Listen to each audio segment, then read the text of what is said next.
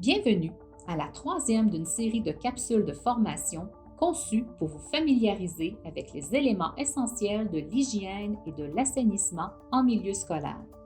Cette capsule est destinée à expliquer les termes contact élevé ou faible contact en démontrant la façon dont chaque type de surface doit être nettoyé, à quelle fréquence et la technique appropriée pour chacun. Les surfaces appartiennent à l'une des deux catégories suivantes, contact élevé ou faible contact. Ce qui les distingue, c'est le type et la fréquence à laquelle elles sont touchées.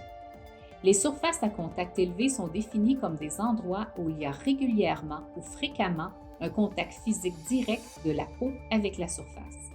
Les surfaces à contact élevé sont plus susceptibles d'être contaminées. Les surfaces à contact élevé doivent être nettoyées et désinfectées à toutes les 2 ou 4 heures, au moins 3 fois par jour lorsqu'elles sont utilisées.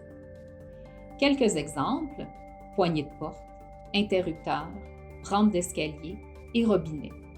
L'utilisation de vaporisateurs doit être minimisée dans les zones de circulation et les vaporisateurs doivent être ajustés pour utiliser de grosses gouttelettes lors de la pulvérisation.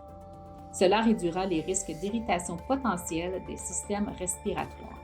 Les surfaces à faible contact sont celles qui sont rarement en contact physique direct et sont généralement définies comme des surfaces de contact secondaires.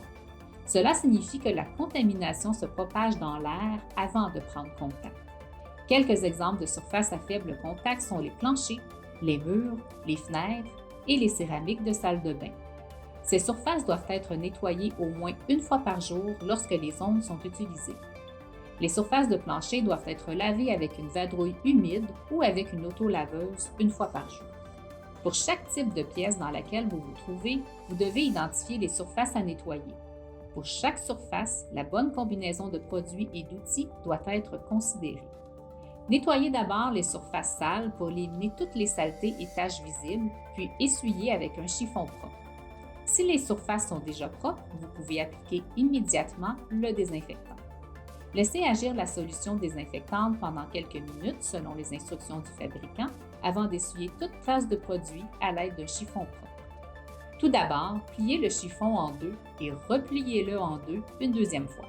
De cette façon, lorsque vous l'utiliserez, vous aurez 8 surfaces propres pouvant être utilisées par chiffon. Avant que le côté utilisé ne soit complètement sale, retournez le chiffon pour obtenir une nouvelle surface propre.